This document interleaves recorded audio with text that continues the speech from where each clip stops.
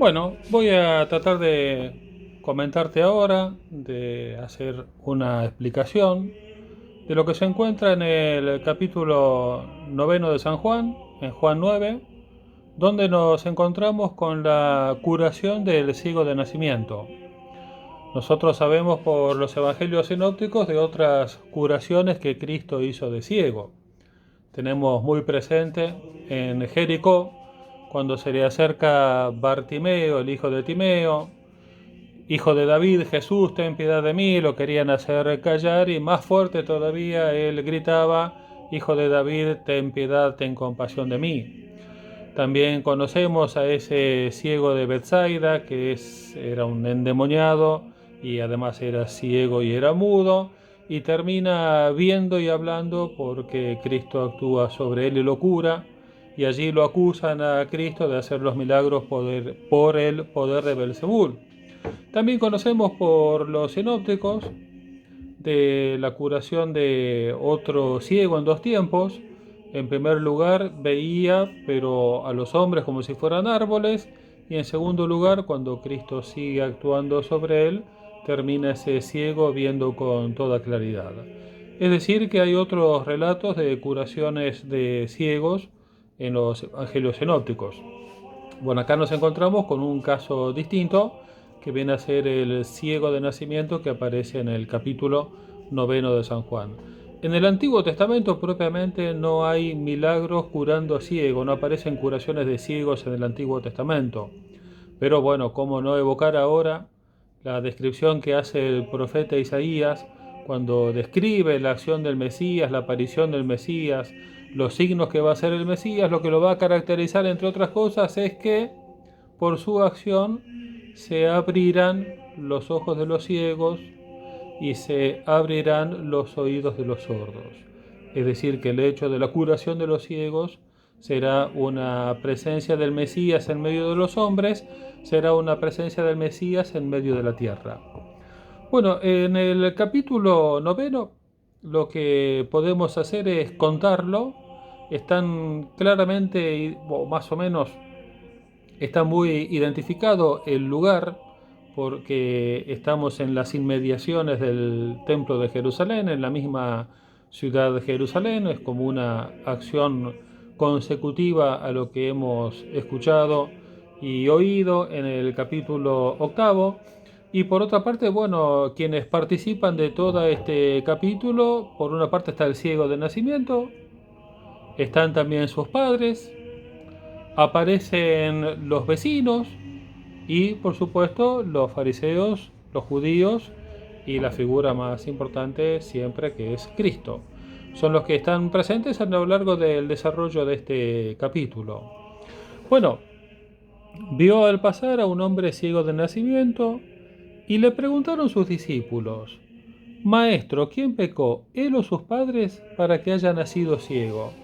La pregunta se la hacen los discípulos, como que por el hecho de ser ciego hay un pecado o cometido por este mismo hombre. Obviamente, si es ciego de nacimiento no pudo haber pecado, o ese pecado cometido por sus padres.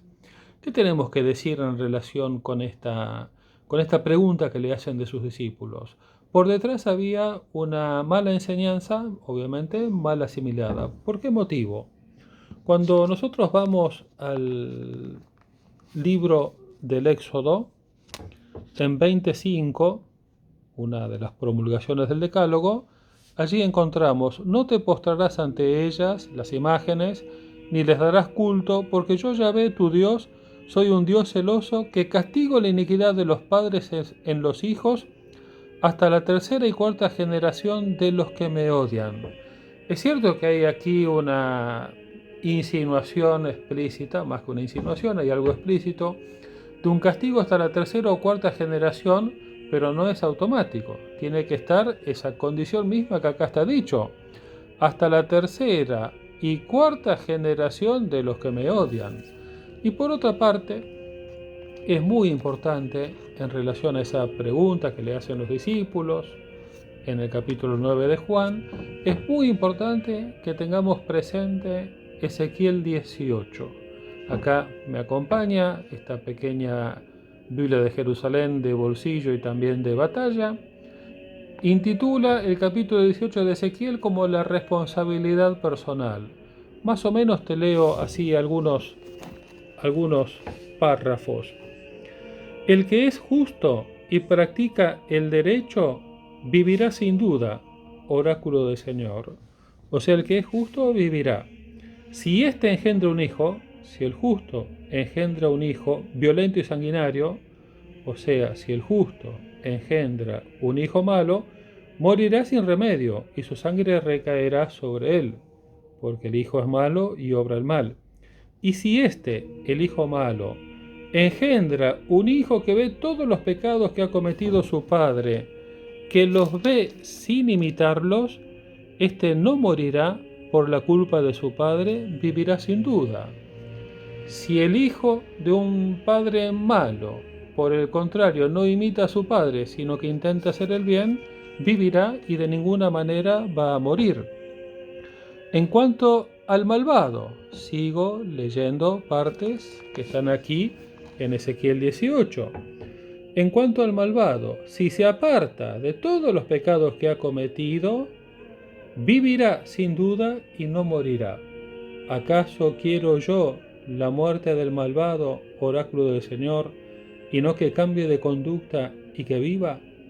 Bueno, este capítulo 18 de Ezequiel, o esta parte de la revelación del profeta, ya era una revelación explícita en la revelación profética y en la progresión de la revelación, y esta enseñanza había sido de alguna manera ocultada e incluso eliminada por cierta enseñanza rabínica que se termina imponiendo con esta pregunta que acá aparece subyaciendo en lo que recibe Jesús. ¿Quién pecó, maestro, él o sus padres, para que haya nacido ciego? Bien, aquí hay un claro caso de una enseñanza humana que se termina imponiendo ante una enseñanza divina como es la de Ezequiel 18. Y Cristo por eso dice, ni él pecó, ni tampoco sus padres, es para que se manifiesten en él las obras de Dios. Bueno, en relación también a esta responsabilidad personal, recordemos ese evangelio conocido que está allí en Lucas, cuando cae la torre de Siloé sobre 18 personas y los mata a todos, cuando Pilato había matado a unos galileos y había mezclado su sangre con la de los sacrificios, Cristo dice, ¿ustedes creen que esos galileos, ustedes creen que esos de la torre de Siloé que murieron eran más pecadores que los demás? Y no, y si ustedes no se convierten, todos perecerán de la misma manera. Es decir, que lo que hay por detrás de lo que la persona hace está siempre la responsabilidad personal y la importancia de la conversión. Bien, Cristo le dice, Cristo va a hacer el milagro, está comentado en dos versículos, en 6 y 7. Cristo escupe sobre la tierra, hace barro y unta el barro en los ojos del ciego y lo manda a lavarse a la piscina de Siloé. Esa piscina de Siloé era donde desembocaba el túnel de Ezequías de unos 500 metros de longitud a partir del momento de su nacimiento en la fuente del Gijón. Esa piscina de Siloé que existe allí en Jerusalén es de forma rectangular, tiene unos 24 metros de largo por unos 4 o 5 metros de ancho, y Cristo lo manda a ese lugar una vez que le aplica el barro en sus ojos. También Naamán el sirio había sido enviado al río a sumergirse en varias ocasiones para la curación. También Cristo cuando cura a los leprosos, los manda a que vayan a ver al sacerdote o a los sacerdotes y en el camino quedaron curados. Bien, acá llama la atención, podemos destacarlo dentro del desarrollo que tiene el capítulo 9, llama la atención como por una parte los vecinos se preguntan si era o no era, y de entrada lo que hace el ciego curado es comentar el modo como lo curó. Una persona, un hombre llamado Jesús, después ante los fariseos va a decir que es un profeta, los fariseos lo van a llamar por segunda vez, le van a volver a preguntar que les diga cómo había sido el milagro, y lo llamativo es que el ciego de nacimiento, una vez que es curado, da testimonio. Y el testimonio de este ciego es absolutamente remarcable y elogiable. Acá también vemos un poco cómo muchas veces en nuestros estudios aplicamos esquemas que en realidad tienen que ser más flexibles. Por ejemplo, este ciego de nacimiento que es curado por Cristo da un testimonio perfecto de la acción del Mesías sobre él. Cuando vimos el tema del testimonio, gemartiría, decíamos que se registraba en 7 ocasiones. Entonces veíamos 7 ocasiones en el cuarto evangelio donde aparece el testimonio gemartiría. Bueno, ese es en cuanto a la aparición de la palabra. En el capítulo 9 en ninguna parte aparece el vocablo como tal, gemartiría. Sin embargo, tenemos un testimonio de primera magnitud en relación a lo que es la acción del Mesías sobre un ser humano, en este ciego de nacimiento. Sin que aparezca la palabra, tenemos en esta persona innominada, en esta persona anónima, en este ciego de nacimiento cuyo nombre ignoramos, tenemos un testimonio magnífico de la acción del Mesías sobre él. Bien, esta curación que hizo Cristo fue hecha en sábado, igual que la curación del paralítico en la piscina de Betesda. ¿Y cuál es el pecado que según aquellos fariseos está cometiendo Cristo? Que Cristo habría hecho, esto lo explica Tuya, habría hecho una de las 39 acciones que están prohibidas realizar en día sábado. En día sábado está prohibido amasar. Lo que Cristo habría hecho escupiendo con su saliva en la tierra, formando el barro y luego untándolo al ciego, habría sido una acción semejante a la del barro. Por eso es que lo están acusando acá de hacer algo indebido en día sábado. Bien, acá llama la atención también, entre la primera y la segunda intervención de los fariseos, llama la atención la actitud de los padres. Los padres están muy lejos de una actitud testimonial. A duras penas reconocen que es su hijo, pero toman distancia de él y que él dé todo el testimonio porque ya es grande y tiene edad, y ellos por el contrario toman distancia. Pero allí nos dice el capítulo 9 cómo ellos tenían miedo de ser excluidos de la sinagoga, porque ya se habían puesto de acuerdo los judíos en echar de las sinagogas al que reconocía a Jesús. Efectivamente es eso lo que le ocurre al ciego de nacimiento luego del segundo encuentro que tiene con los fariseos, y dice en el versículo 34, y le echaron fuera. Aquí tenemos que decir una palabra, aunque fuera, sobre lo que es este ser echado fuera, lo que es esta exclusión, lo que es esta excomunión.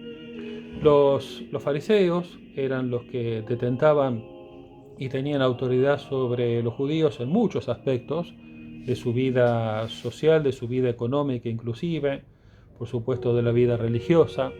Para el tiempo ya ellos habían perdido, por ejemplo, la posibilidad de ejercer el ius gladi o el derecho de muerte, que pertenecía únicamente al pueblo romano, pero ellos tenían la capacidad, el Sanedrín principalmente, tenía la capacidad de aplicar distintas sanciones a aquellos miembros de la comunidad que se portaban mal.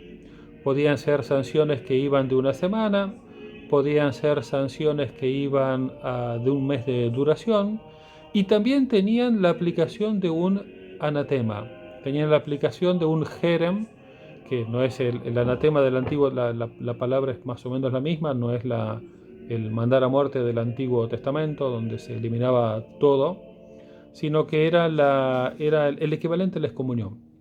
Cuando aplicaban la excomunión, quedaban fuera de la religión de Israel, y en algunos casos podían incluso aplicar la confiscación de bienes. Digamos que este ser excluido fuera, que así lo dice el versículo 9:34, y le echaron fuera, equivale a una excomunión de la sinagoga, es decir, que se quedaba fuera de la religión. En el caso nuestro sería como quedarnos fuera de la Iglesia Católica, experimentando experimentando lo que es la excomunión, fuera de la comunión eclesial, una experiencia sumamente dura. Bueno, en ese contexto, es decir, de intemperie, de desolación, de este ciego de nacimiento que viene dando testimonio de Cristo, diciendo que sencillamente sobre él hizo el milagro, que Jesús se entera de su situación, lo encuentra, ¿tú crees en el Hijo del Hombre? Reaparece la expresión Hijo del Hombre. La expresión Hijo del Hombre la habíamos visto con ocasión de Natanael, la habíamos visto con ocasión de Nicodemo también, como Moisés levantó la serpiente en el desierto, si el Hijo del Hombre tiene que ser elevado a lo alto. Cuando el Hijo del Hombre sea elevado a lo alto, sabrán que yo soy. Habíamos visto que esta expresión Hijo del Hombre, típicamente profética, que viene del profeta Daniel, que también estaba presente allí con ocasión de la pregunta, cuando es conjurado Cristo si es que Él era el Hijo de Dios, y le responde Cristo al sumo sacerdote, verás al Hijo del Hombre venir sobre las nubes del cielo. Esta expresión Hijo del Hombre en los 4 evangelios, siempre que aparece, es utilizada por exclusividad en labios de Jesús. No la utiliza ninguna otra persona fuera de Jesús. Es decir, que era una expresión que se encontraba como pura para entonces, de toda connotación que no fuera estrictamente un mesianismo puro. ¿Tú crees en el Hijo del Hombre? ¿Y quién es, Señor, para que crea en él? Dice el ciego de nacimiento curado. ¿Le has visto? El que está hablando contigo, ese es. Entonces dijo, creo, Señor, y se postró ante él. Por una parte, ese creo, Señor, manifiesta la adhesión interior del ciego de nacimiento, objeto de un milagro por parte del Mesías, quien a través de esa adhesión interior, de ese acto de fe, se une al Mesías, que le está comunicando no solo la luz natural, sino que le está comunicando una luz plena por el contacto con él, quien es el mismo Salvador. Y por otra parte, el ciego de nacimiento, al postrarse ante él, al tener ese gesto físico de postración, está acompañando la adoración con un gesto externo, claramente, de adoración. Bien, y la conclusión del Evangelio, la conclusión del capítulo 9, es también muy importante porque nosotros hemos escuchado cómo ante la realización del milagro intervienen los fariseos o intervienen los judíos, que están un poco unificados aquí en este relato, y se ponen en una actitud de jueces en relación a Cristo y en relación al ciego que había sido curado. Y cuando está terminando el Evangelio, es Cristo quien ejerce una actitud de juez sobre quienes lo habían juzgado a él y por otra parte al ciego. Dijo Jesús, para un juicio he venido a este mundo, para que los que no ven vean y para que los que ven se vuelvan ciegos. El mismo Evangelio muestra esta realidad. ¿Quiénes eran los que creían ver? Bueno, aquellos fariseos, aquellos judíos, que narra aquí el capítulo 9, aquellos que creían ver no verán. Y por otra parte, aquellos que no veían, el ciego de nacimiento que estaba allí, por el contrario, no veía y sin embargo pasa a ver. Cuando Cristo dice esta palabra, para un juicio ha venido a este mundo, para que los que no ven vean y para que los que ven se vuelvan ciegos, algunos fariseos que estaban allí y lo escucharan, dijeron, ¿es que también nosotros somos ciegos? Escucharon la palabra de Cristo y Jesús les responde, si fueran ciegos no tendrían pecado, pero como dicen, vemos, vuestro pecado permanece. Bien, ¿a qué podemos apuntar con esta reflexión final que hace Cristo en relación a la ceguera o a la visión? Podemos apuntar a un tema clave del cuarto evangelio, que es el tema de la luz. Habíamos mencionado que el tema de la luz está en el prólogo, el tema de la luz se encuentra con Nicodemo, el tema de la luz se encuentra en Yo soy la luz del mundo, el tema de la luz se encuentra en Dios es luz y en él no hay tinieblas algunas, El tema de la luz se encuentra en la obra joánica, incluso en el Apocalipsis, citas sobre la luz. Sin embargo, en el capítulo 9 tenemos toda la trama del capítulo, es decir, de aquellos hombres que se creían que veían y que sin embargo son ciegos, y por otra parte la de aquel ciego de nacimiento que no solo ve corporalmente, sino que tiene la dicha de ver al mismo Mesías. Detrás de todo el capítulo 9 se encuentra la trama de la luz que vence a las tinieblas. La trama de la luz, el contexto de la luz, la paradoja de la luz y de las tinieblas se encuentra de una manera maravillosa realizada en el capítulo 9.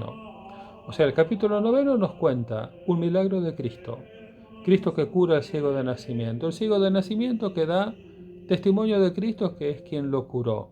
El ciego de nacimiento que termina creyendo en Cristo y termina postrándose delante de Él.